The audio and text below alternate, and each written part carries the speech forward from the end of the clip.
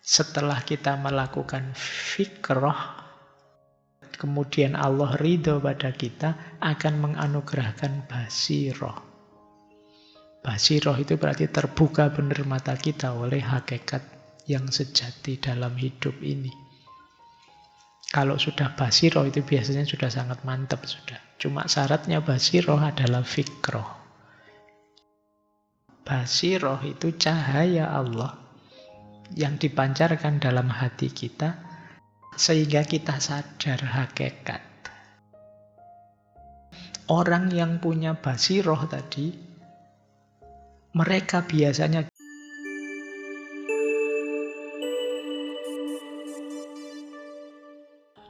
Assalamualaikum warahmatullahi wabarakatuh.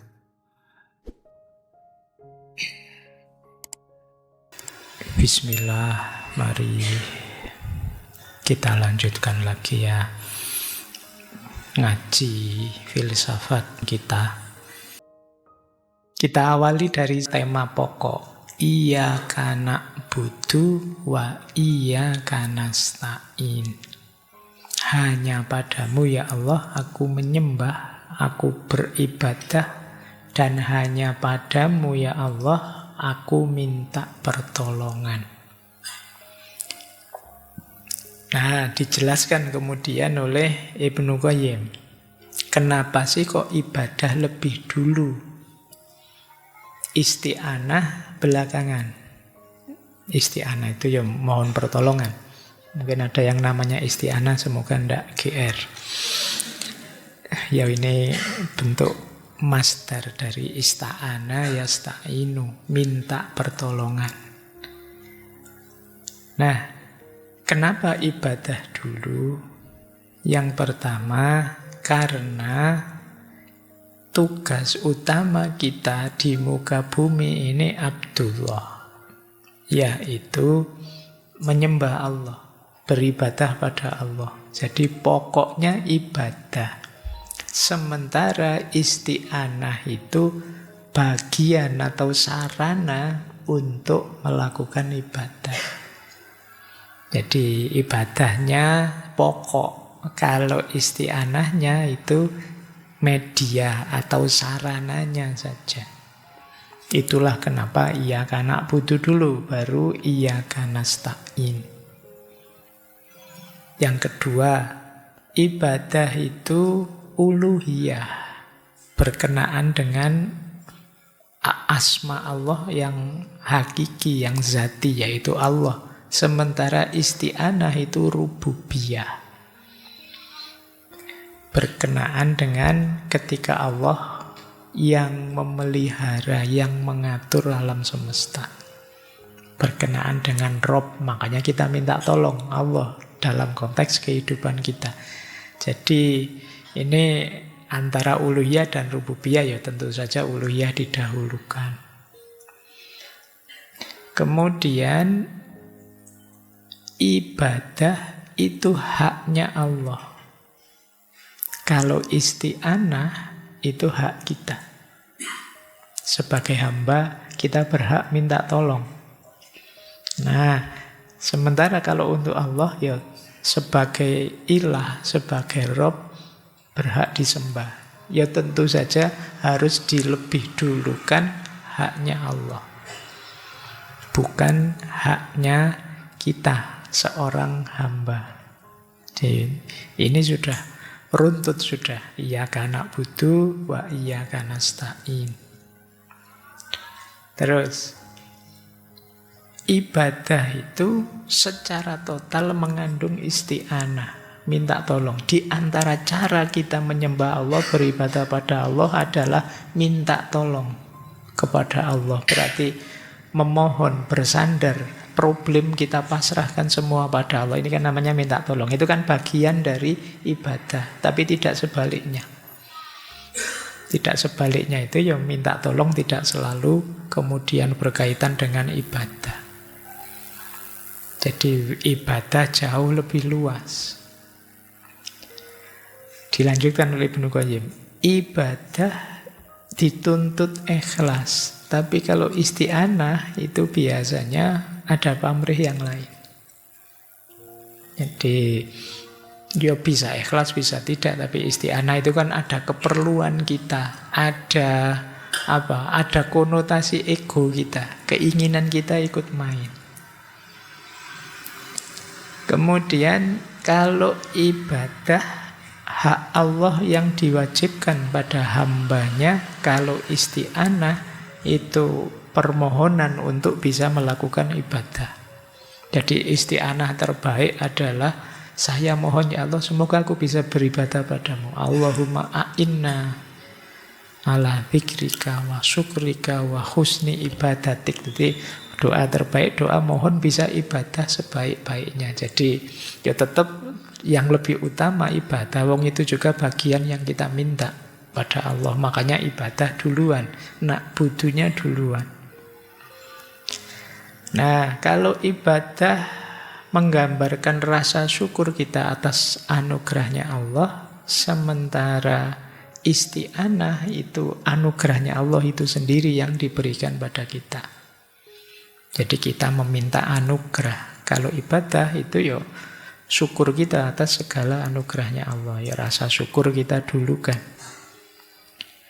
Terakhir, ibadah itu haknya Allah, kalau isti'anah itu kewajibannya Allah. Pasti Allah akan menolong kita, pasti Allah mengabulkan doa kita. Jadi hak dan kewajiban, ayo kita dulukan haknya Allah. Karena kewajiban Allah itu isti'anah kan ada konotasi menuntut Allah. Padahal Allah sudah memberikan banyak pada kita.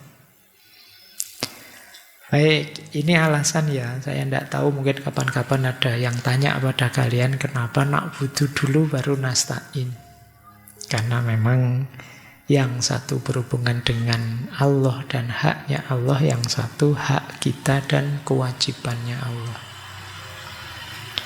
Baik, kita lanjutkan. Sekarang manifestasinya. Manifestasi itu perwujudannya.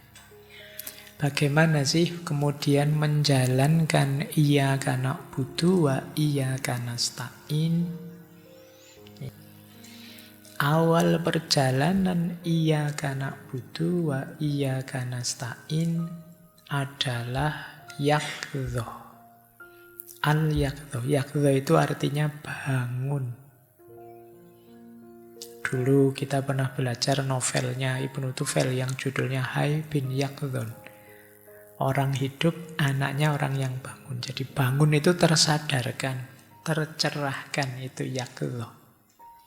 Jadi terbuka matanya. Ternyata yang benar ini, ternyata saya harus melakukan ini namanya yaqdhah. Mungkin banyak di antara kita yang sudah belajar puluhan tahun tapi belum bangun. Jadi ini masih hayy tapi belum yaqdhah. Belum bangun. Buktinya apa? Kebaikan di kepala kita referensinya banyak sekali, sementara yang kita jalankan minimal sekali. Ini berarti kita belum sadar. Mbok ini saya ngomong sudah 1 jam lebih seperti ini, itu mungkin nanti yang efektif dijalankan bisa saja 0,01%-nya. Sisanya ya tidak tahu kemana. Ini namanya kita belum tersadarkan. Belum yaqdhah, belum bangun. Jadi banyak di antara kita yang masih tidur. Masih main-main di mimpinya, belum bangun. Belum hidup yang sejati. Maka diawali dari yaqdhah. Itu kan disindir di surat Al-Mudatsir itu ya. Ya ayyuhal mudatsir kum fa'andir. Wahai orang yang berselimut, buang selimutmu, berdiri, bangkitlah. Wahai yang rebahan saja, bangkitlah. Ya, kuotamu sudah habis. Ya, kamu kan bangkitnya kan alasan-alasan itu maksudnya. Terus, yang kedua, kalau sudah bangun, al-azm. Azm itu tekad bulat. Bismillah, saya mulai sekarang, Pak. Perjalanan menuju Allah. Karena memang hidup kita ini kan hakikatnya menuju Allah. Ini namanya azm. keinginan kuat, sudah tekad bulat azam. Kalau masih setengah-setengah, masih ragu-ragu, belum azam. Azam itu tekad bulat kuat untuk berjalan. Setelah al-azam, al-fikroh. Al-fikroh itu fokusnya pikiran kepada satu tujuan. Jadi segala sumber daya diri kita arahkan ke sana. Yuk kita belajar, yuk kita mencari rujukan, mencari guru, cari ilmu, belajar strategi perjalanan seperti apa, nanti yang ditempuh apa, itu namanya al-fikroh. Jadi kalau sudah bertekad bulat, diawali dari ikhtiar, menempuhnya sepenuh hati, antara lain melalui fikroh. Kalau sudah al-fikroh, nanti kita akan tahap keempat, menemukan basiroh. Basiroh itu cahaya Allah yang dipancarkan dalam hati kita, sehingga kita sadar hakikat. Ini basiroh. Jadi basiroh itu, kalau menurut Ibnu Qayyim ada 3 jenis. Ada basiroh tentang asma wa sifat, tentang Allah. Yang kedua tentang perintah dan larangan, apa yang kita jalankan, apa yang jangan kita lakukan. Juga tentang janji dan ancaman. Jadi setelah kita melakukan fikroh, kemudian Allah ridho pada kita, akan menganugerahkan basiroh. Basiroh itu berarti terbuka benar mata kita oleh hakikat yang sejati dalam hidup ini. Kalau sudah basiroh itu biasanya sudah sangat mantap sudah. Cuma syaratnya basiroh adalah fikroh. Kita memang sungguh-sungguh sebelumnya ingin melangkah.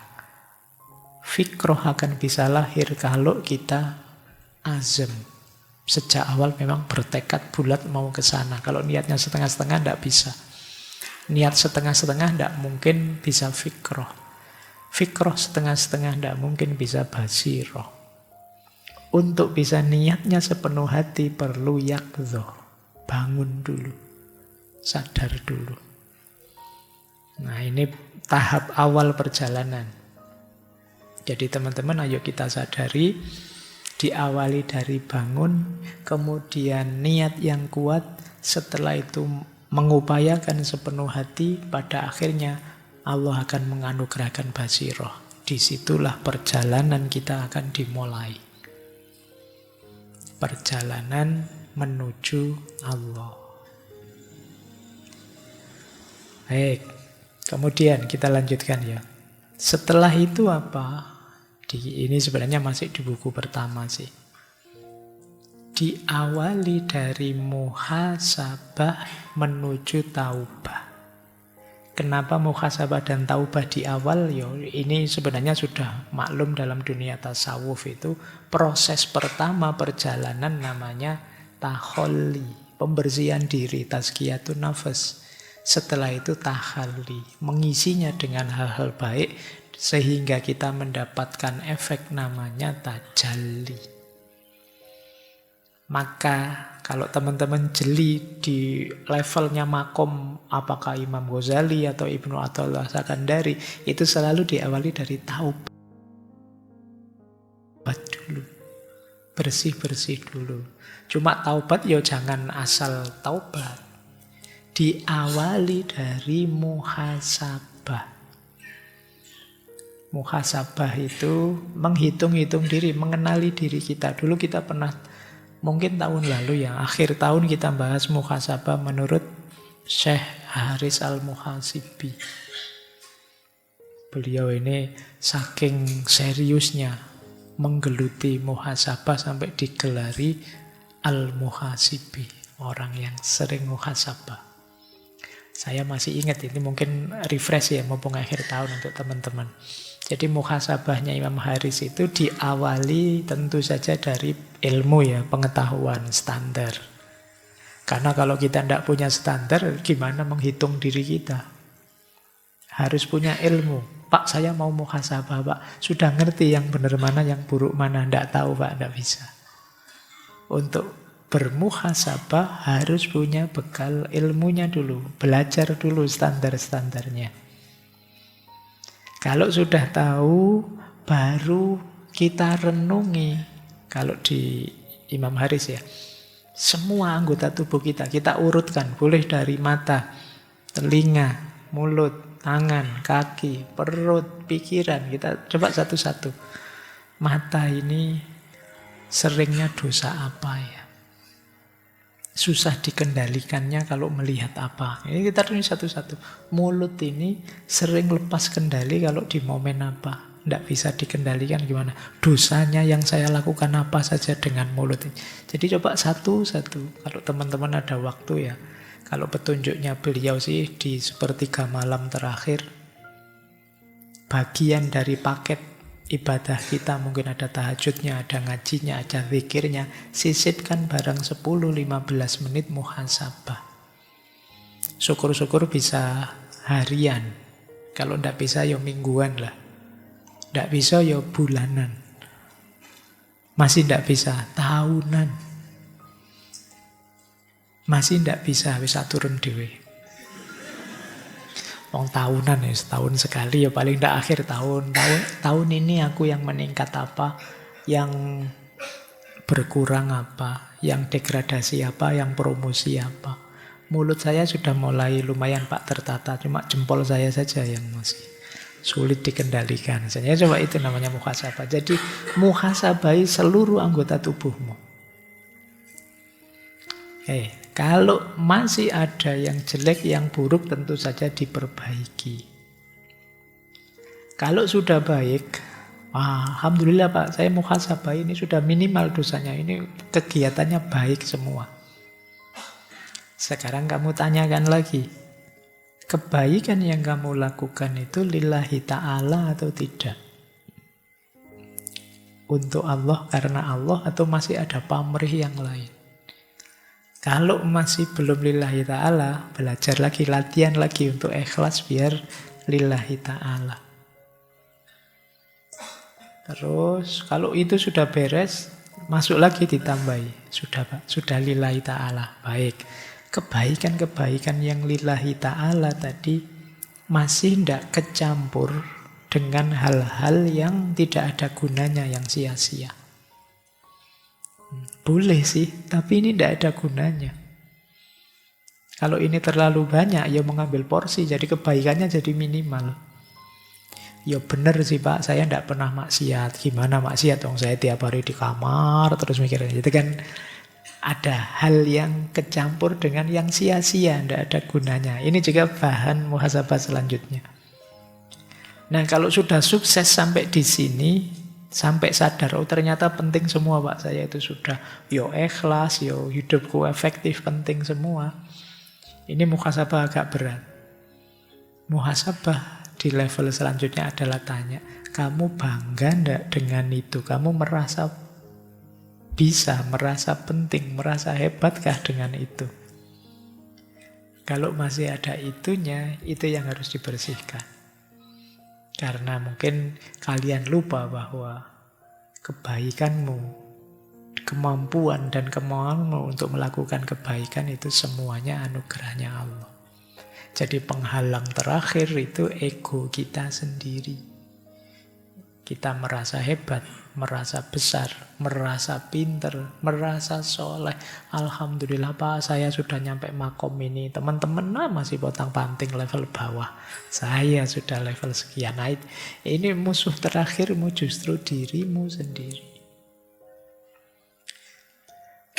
Baik. Wah teman-teman itu Pak, kalau Ramadan apa ngaji 1 juz enggak? Khatam-khatam. Saya 1 Ramadan, bisa khatam 10 kali Pak. Itu kayak hebat-hebat tapi justru di situ kelihatan ada penghalang besar antara dia dengan Allah, yaitu apa? Dirinya sendiri. Baik. Nah, beliau kemudian mengajarkan dari muhasabah menuju taubah. Apa yang harus kita lakukan dengan muhasabah biar masuk ke ranah taubat? Apa yang dilihat? Yang pertama, mari kita bandingkan antara nikmat Allah dan keburukan kita. Kalau kita memikirkan ini, kemungkinan jatuhnya kita, wah tobat, harus tobat ini. Allah sudah memberikan nikmat sebanyak itu, tapi kelakuan kita serusak itu mesti jatuhnya ke sana. Jadi kata beliau, untuk membawa muhasabah ke taubah, mari kita sadari betapa banyaknya anugerah Allah dan betapa negatifnya yang kita lakukan selama ini. Jadi membandingkan antara nikmatnya Allah dan kejahatan kita. Kemudian yang kedua, membedakan antara hak dan kewajiban. Coba kita cek ini. Kata Ibnu Qayyim, kadang-kadang ada orang kewajibannya dijalankan, tapi haknya dilupakan. Ini juga negatif. Seperti orang rajin ibadah, tapi kemudian kayak tadi, menyiksa dirinya, makan tidak serius, tidak mau menikah, dan lain sebagainya. Ini juga ayo ditobati. Ada yang kita lupakan. Atau ada orang yang ibadahnya sih luar biasa, tapi masih kecampur dengan hal-hal yang negatif, yang harusnya ditinggalkan. Ini juga harus ditobati. Kemudian ada juga, mari kita sadari, kadang-kadang kita ini yo patuh, yo ibadah, tapi terpaksa. Jadi istilah beliau, tidak ridho terhadap ketaatan yang kita lakukan. Jadi agama itu rasanya kayak beban saja. Jadi rasanya, ini punya agama nambah repot saja, disuruh puasa lah lagi, asik-asik ngobrol, diajak sholat lah. Jadi kita merasa diribeti oleh agama. Ini juga harus segera kita tobati. Bahkan di situ beliau menjelaskan, orang yang punya basiroh tadi, mereka biasanya justru lebih banyak istighfar. Karena mereka sadar ketaatan yang dilakukan itu belum sepenuh hati, sepenuh daya. Jadi sebenarnya sholat kita bisa lebih khusyuk dari yang kita jalankan itu. Cuma kita tidak mau seserius itu. Sebenarnya kita bisa kok nambah sholat-sholat sunnah, tapi kita pokoknya wajibnya beres kan sudah. Ini kalau orang-orang yang basirohnya kuat itu justru setelah ibadah dia istighfar. Sadar bahwa aku belum memberikan yang terbaik untuk Allah. Padahal untuk Allah ini aku belum memberikan yang terbaik. Padahal untuk anak, untuk istri, untuk sahabat kadang-kadang kita pontang-panting untuk membahagiakan, memberi yang terbaik. Tapi untuk Allah kadang masih asal-asalan. Nah ini juga perlu kita tobati. Baik, jadi setelah tadi babak awal kesadaran, kemudian muhasabah, terus tobat. Setelah bertobat, ureanya panjang nanti teman-teman tentang tobat. Setelah itu baru riyadhah, melatih diri sudah. Kalau ini bagian, kalau tadi taholli, kalau ini bagian dari tahalli, mengisi hidup dengan kebaikan-kebaikan. Tahalli ini yang di aspek riyadhah ada level-levelnya kalau menurut Ibnu Qayyim. Jadi riyadhah itu melatih jiwa untuk menerima kebenaran. Kita harus membiasakan jiwa kita nyaman dengan kebenaran. Ini namanya riyadhah. Ya memang selama fase riyadhah masih berat. Makanya istilahnya riyadhah. Yang makna harfiahnya latihan. Masih berat, masih mungkin harus memaksa diri, masih tersiksa kita menjalankannya. Tapi harus kita lanjutkan, kita ulang-ulang biar mengakar jadi karakter kita. Nah riyadhah ini ada 3 level, ada 3 tingkatan. ada tingkatan orang awam, ada khawas, orang khusus, ada level akhos yang lebih khusus. Kalau orang awam diawali dari akhlak dan ilmu, kemudian beramal disertai keikhlasan, kemudian memperbanyak memenuhi hak, baik itu haknya Allah maupun hak kehambaan. Hamba Allah yang lain juga diri kita sendiri. Jadi ini awam ya, fokusnya akhlak, amal, dan memenuhi haknya Allah dan haknya orang lain. Ini masih awam. Jadi melatih diri kita terbiasa dengan akhlak, melatih diri kita beramal dengan ikhlas, melatih diri kita untuk memenuhi hak-haknya Allah dan hak kehambaan. Kalau kita fokus di sini, berarti kita level riyadohnya riyadoh awam. Awam bukan berarti jelek loh ya, ini masih awal, berarti bisa ditingkatkan lagi.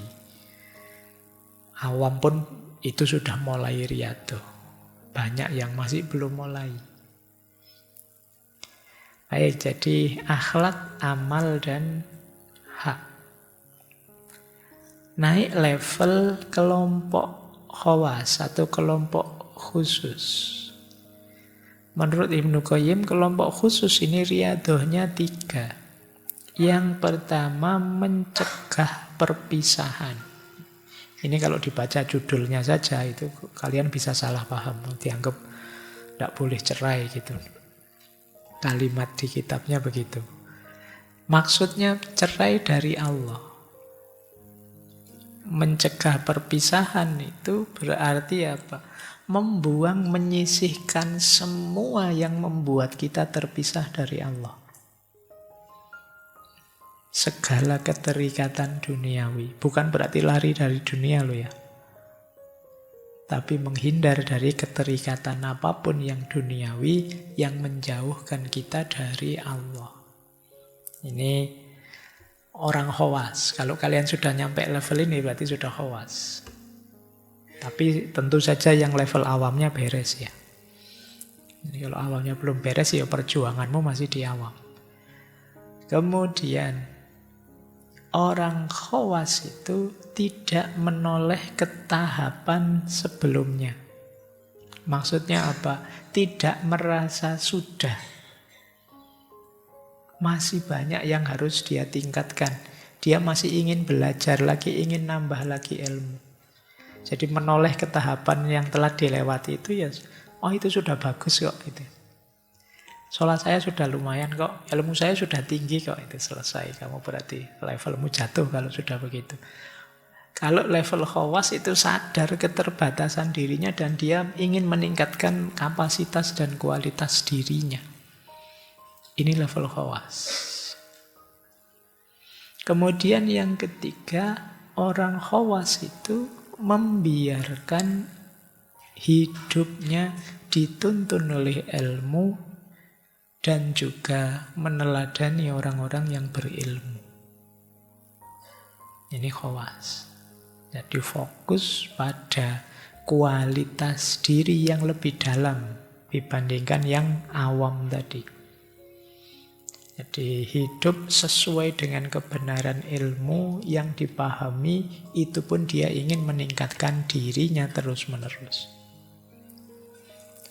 Ada lagi level yang lebih tinggi. Level lebih tinggi ada 4 cirinya riyadoh, jalur riyadohnya. Yang pertama apa? Membebaskan kesaksian. Maksudnya membebaskan kesaksian itu membebaskan diri dari segalanya yang merintangi dia dari Allah. Jadi pokoknya kesaksiannya, ini kesaksian itu kan syahadat, hanya untuk Allah saja, satu-satunya Tuhan.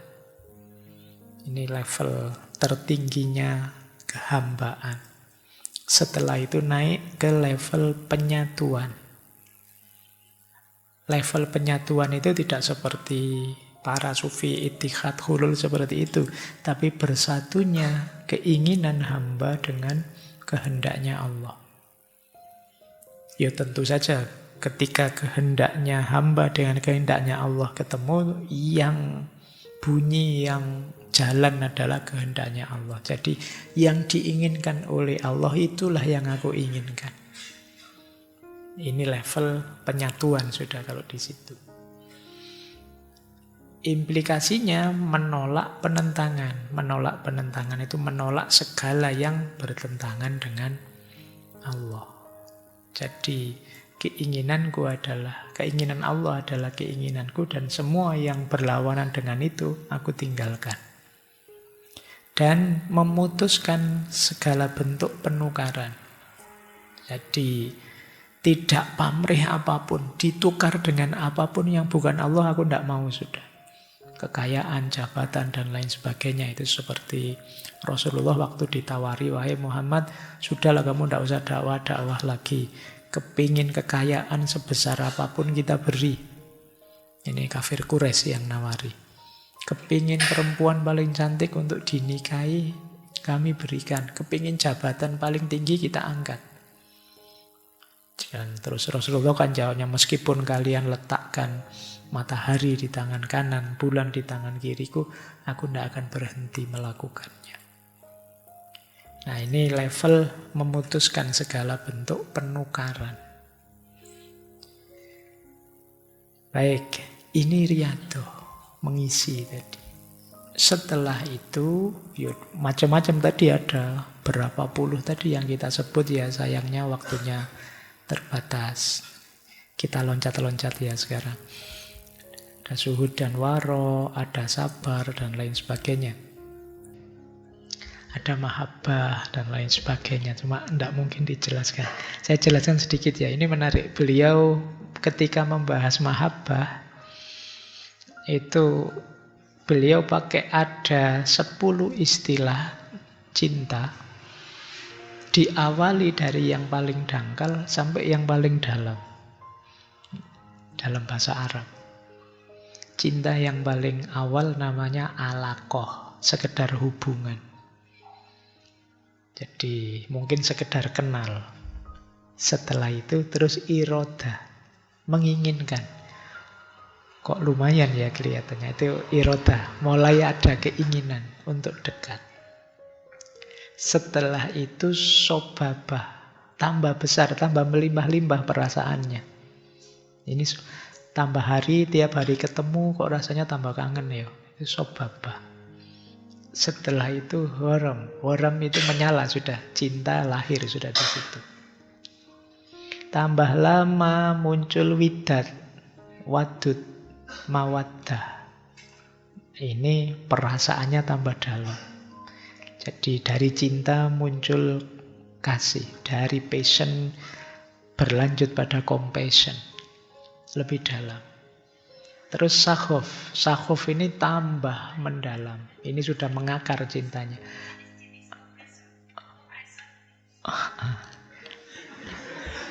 Baik. Oh, tidak ada kompresornya sayang. Terus tambah dalam. Ya kalau dalam nanti dianu sama kompresor. Terus sakhof. Sakhof itu mendalam sekali, puncaknya is. Is ini sudah ada konotasi bucin, sudah mabuk cinta. Memuncak. Sampai tatayum. Tatayum itu pasrah sudah. Semuanya hanya untukmu saja. Sampai kemudian ada ta'abbud. Penghambaan sudah.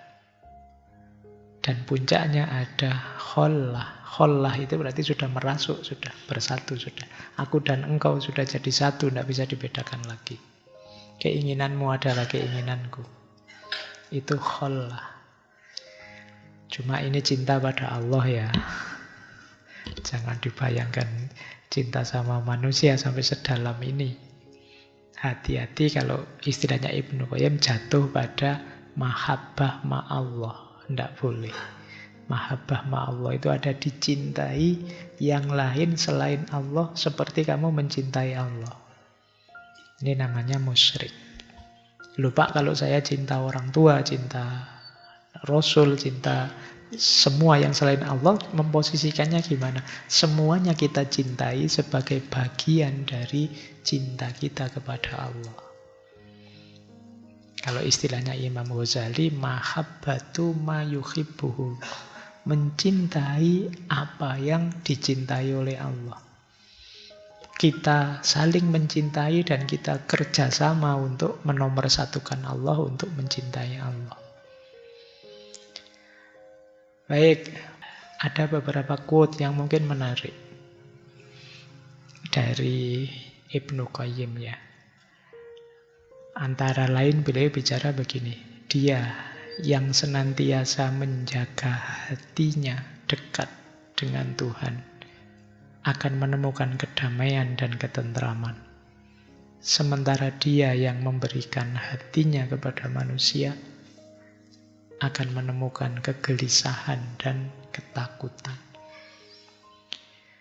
Makanya ayo kita latihan mencintai Allah. Nanggung kalau hubungan kita dengan Allah hanya formalitas saja. Apalagi kita menganggap Allah hanya beban saja. Wong kita sudah ngaku jadi orang beriman. Kita sudah bersaksi. Ya jangan tanggung-tanggung. Mari beragama sepenuh daya, sepenuh hati. Lanjut, beliau bilang juga begini, jangan rusak kebahagiaanmu dengan kekhawatiran. Jangan rusak pikiranmu dengan pesimisme. Jangan rusak kesuksesanmu dengan kecurangan. Jangan rusak optimisme orang lain dengan menghancurkannya. Dan jangan rusak harimu dengan melihat hari kemarin. Ini hal-hal yang sering mengacaukan hidup kita. Khawatir, pesimis, curang, jahat sama orang lain, dan terbelenggu oleh masa lalu. Kalau kita bebas dari 5 hal ini, hidup kita akan lebih bahagia. Mari kita hidup dengan bahagia, tenang. Kekhawatiran mari kita sisihkan, kita pasrahkan saja semua pada Allah. Mari berpikir yang jernih, jangan pesimis. Mari hidup yang lurus saja, jangan curang. Jangan dikira saya curang tetap bisa sukses kok Pak. Kesuksesan itu tidak akan bisa kamu nikmati secara maksimal kalau jalannya adalah kecurangan. Karena kamu sendiri yang tahu, hatimu tidak bisa dibohongi. Meskipun kalau ditanya orang, mungkin kamu bisa punya 1001 alasan. Engkau sendiri yang tidak tenang oleh kecuranganmu. Jangan dengki sama orang lain, ingin menghancurkan orang lain. Karena orang lain itu adalah bagian dari diri kita. Atmosfer hidup ini ditentukan oleh lingkungan dan orang lain sekeliling kita. Dan jangan terbelenggu oleh masa lalu. Ini ada kalimat menarik. Sabar adalah ketika hati tidak meratap dan mulut tidak mengeluh. Ketika Allah memberi cobaan kepadamu, itu tidak dimaksudkan untuk menghancurkanmu. Saat dia menghapus sesuatu yang menjadi milikmu, itu hanya mengosongkan tanganmu untuk menerima satu pemberian yang lebih besar. Ini kalau kita sadar ya, apapun yang diberikan oleh Allah, pasti sesuatu yang bermanfaat, yang berguna. Tidak ada satupun yang diberikan oleh Allah itu sia-sia. Termasuk ujian, cobaan, musibah, kesedihan.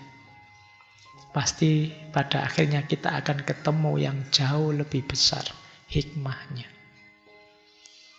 Nah, jadi kalau Allah mungkin mengambil atau menghapus apa yang kita miliki, kemungkinan sebenarnya itu sedang mengosongkan tangan kita agar nantinya bisa dapat anugerah yang lebih besar. Karena kalau tangan kita sudah terlalu penuh, tidak ada tempat lagi untuk anugerah yang mau diberikan.